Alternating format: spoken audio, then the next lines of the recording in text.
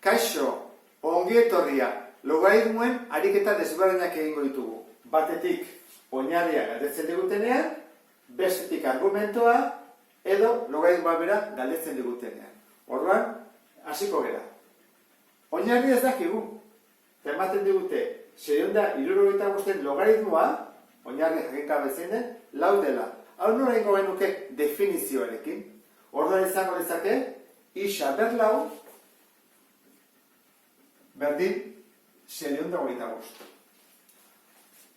625 deskomposatzen behar dugu. 5 bider 5 25, bider 5 125, bider 5 625. Orduan, geldituko litzateke horrela. 5 ber 4. Zer bada isa? 5. Horrek esan nahi du, oinarria dela 5.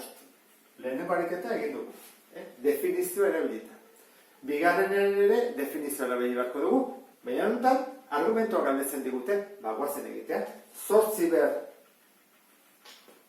6 bat, zen bada, isa. Jarretuko dugu. 8 deskomposatuko dugu. Hoi iten dugu, horrak da, 2 ber 3. Horra hemen dugu, 2 ber 3 eta kanpoan 6 bat. Hoi da isa. Zer egiten da, bergeta baten berretziketa dagoenean, bidertu, horra nahi du, bat. Geldituko izateke horrela, 2 ber 3 6 berdin isa. Baina hau simplifikatu daiteke. Biak irukin, gelditzen zaigu horrela. 2 ber erdia. Eta hau, pasa dezakegu, errotzen, izango izateke horrela. Ata dugu, emaitza. Horra, hemen izango izateke, isa berdin, biren erroa. Positibo, ezin da izan negatibo. Urrengoa, hemen argumentua komplikatuagoa dugu, guazen egitea, 2 ber 4 berdin, hau, isa ke 5. Deskomposatua dago, baina ekuazio bada. Zegin behar dugu, berreketa emarko dugu, ezta? 2, 4, 8, 16, hau 16 da. Horra jarriko dugu horrela, 16 berdin, isak 5. Eta kentzearena pasatzen bada batutzen, zenba gelditzegu, 21. Isa da, 21. Haure egina dago. Erresa, ezta? Ematezun zailagoa zela, eta erresena da. Urrengoa, oinarri ez dugu, eta logaritmoa ere ez. Esan dugu, nepertarra denean, bakigu zer den, oinarria, ez zenbakia. Horra jarriko dugu, e ber isa, eta isa berdin, hau, ezta? 3 erro, e ber minus 2. Zer egin behar dugu? 3 zatitzen pasa. Geldituko ditzake horrela. E ber isa berdin. E ber minus 2 zati 3. Horrek zesan nahi du. Isa eta minus 2 eren berdina direla. Horran badakigu zer baden isa. Izango entzateke, tenuko tau, minus 2 eren. Atea dugu. Eta azkena jatazegu. Hemen oinarri desberdina dago. Bederatzi, 2 bide bintza badaude. Bat izan daiteke oinarri aldaketa egitea, eta bestea definizio erabiltzea. Nik horren definizio erabiliko dut, baina oinarri aldaketarekin ere berdin egiten da.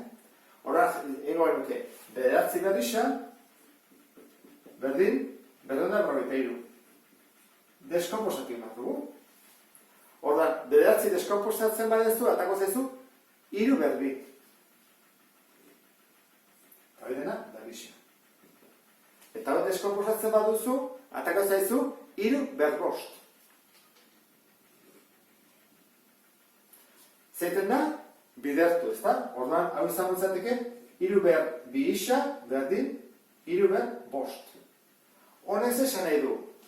3 hauek berdinak baldin badira, berretzaileak ere bai.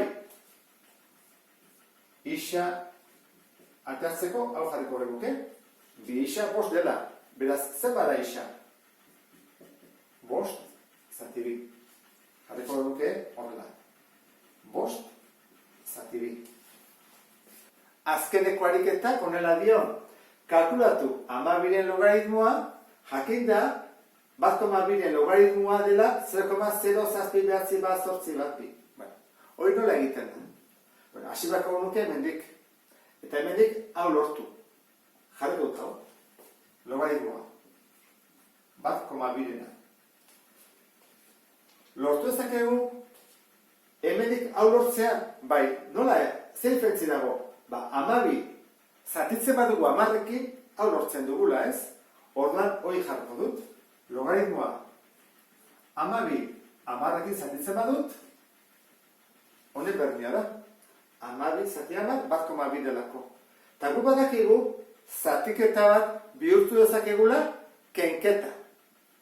Orduan, hori behar logaritmoa 12-rena, ken logaritmoa 10-rena. Bai? Orduan, hau eta hau berdinak dira. Ordezkatuko dut. Zen bada 1,2-ren logaritmoa? Hau. 0,078188. Berdin. Zen da 12-ren logaritmoa? Oida galdetzen digutena. Ken, zen da 10-ren logaritmoa? Badakigu ez da? Bat. 10 eta 10 delako. Eta kentzen edena ziten da? Batutzen pasa. Orduan, batutzen baina bat, hola gehituko zen.